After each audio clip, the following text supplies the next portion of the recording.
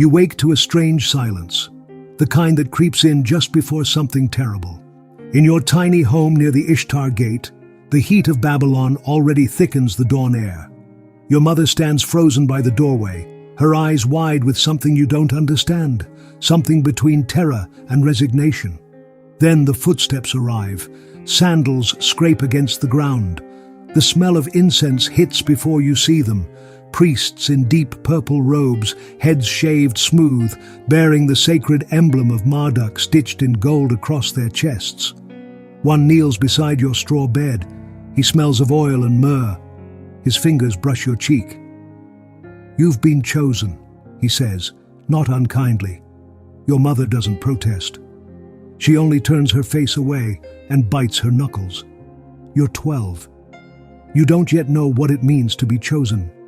But the fear in your stomach blooms like the Tigris in flood season. You're led into the streets under a sky still gray with night. Babylon is quiet, save for the murmur of temple chants and the rustle of palm fronds. As you near the ziggurat, massive and looming like a stairway for gods, the city's sacred core awakens. Here, the rules are different. Power belongs not to kings, but to priests, and their god demands obedience. Before the temple gates, your feet falter. But a priest's hand presses into your back. A guard nods, lifting the curtain of woven reeds. Inside, everything smells of ash, sweat, and divinity. You are taken not to a classroom or a place of prayer, but to a narrow stone room, empty, save for a mat, a jar of water, and an oil lamp. You are told to wait. This is the beginning. The gods require purity, they say. You were not selected for your talents. You were chosen because your body is untouched. Outside, your mother cries into the dust. Inside, you sit on the mat, heart pounding, the air growing thick with dread. You try to remember your father's voice, but it slips from memory like water through your fingers. You whisper a prayer to Ishtar, goddess of love and war, not knowing that it is she, through her priests, who now claims you. The door creaks. A figure enters, cloaked in shadow. He kneels and begins to chant. You don't understand the words, but you understand this. Nothing will be the same again. The second day in the temple passes with no sound, no explanation. Only the scratch of sandals outside your door and the endless echo of chants. Hunger grinds at your belly. The tamarisk water is bitter. You don't know what the priests plan. You've seen older boys in the marketplace with painted eyes and flowing skirts, their movements graceful but hollow. Now you wonder, were they once like you? Did they once scream into the night behind stone walls no one could hear? On the third day, he arrives, High Priest Enmar. His face is lined but his eyes sharp, like a hawk circling above. He brings others, acolytes who carry oils, cloths, and a bronze basin. Enmar speaks softly. The body must be readied, he says. You are to be dedicated to Ishtar. Hers is the path of transformation.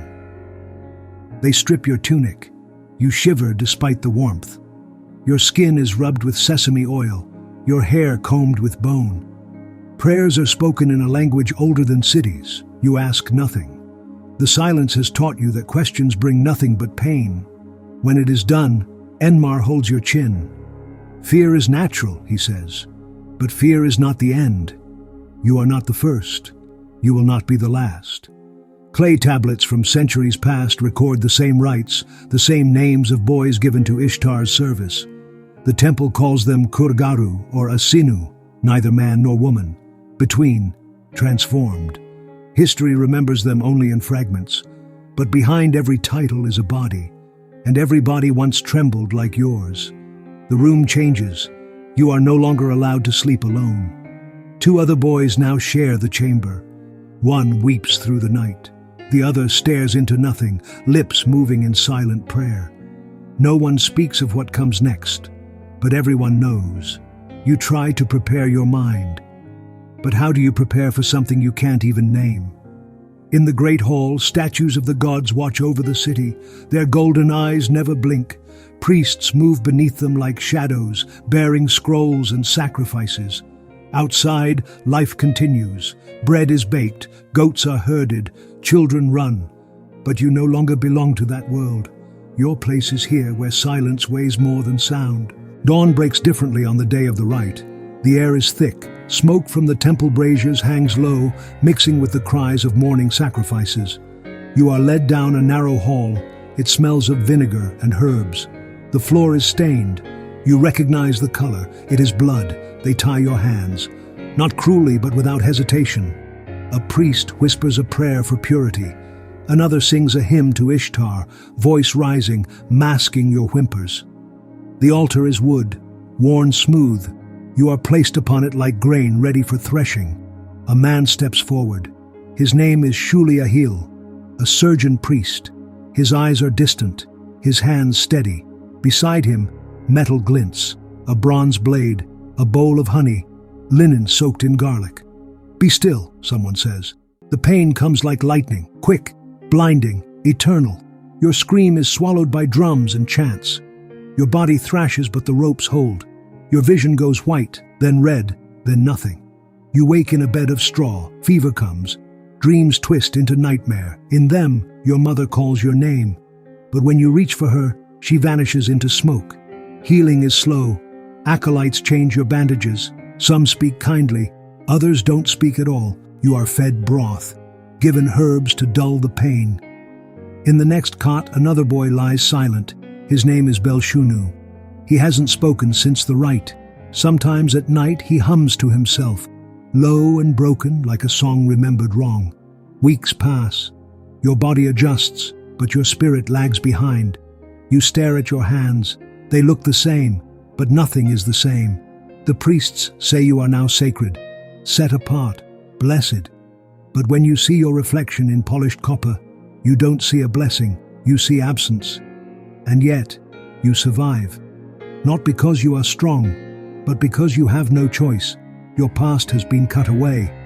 What remains must serve the goddess, or be consumed by her. When your strength returns, you are brought to the outer courtyard. Here the Kurgaru train. You are clothed in soft linen, dyed with indigo, your eyes painted with coal. Your voice, still high from youth and now frozen in that place, is trained in song. You learn to dance, slow steps, graceful turns, movements that mimic the myths. Ishtar descending into the underworld, Ishtar rising in vengeance. Your teacher, a former initiate named Marduk Bel, watches you carefully. His gaze is unreadable. You sense pity, but no comfort. The rituals are endless. Drums echo through the stone halls. You move like a ghost among the other devotees. Some are boys like you. Others are older, faces hardened by time and repetition. You begin to understand their silence, their detachment. It is armor. Festivals come. The Akitu in spring. The city bursts into celebration. Crowds gather at the temple steps. You perform. Your face painted, your body wrapped in gauze and gold. The people cheer. Coins rain onto the floor. But when you look into their eyes, you see only curiosity, not compassion.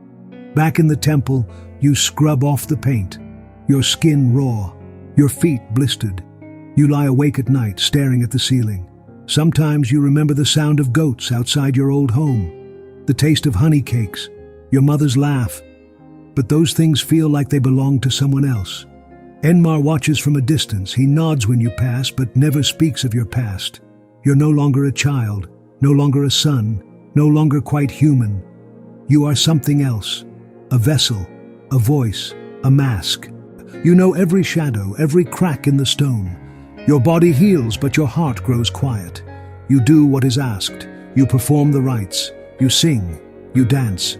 You smile when required. Then one day a new boy arrives. His eyes are wide, his tunic too short. He clings to the arm of the acolyte who brings him. You know the look. You wore it once. He's brought to your quarters, placed on the same mat where you once lay trembling. The cycle begins again. He doesn't speak, only stares. You want to say something, but what words would help?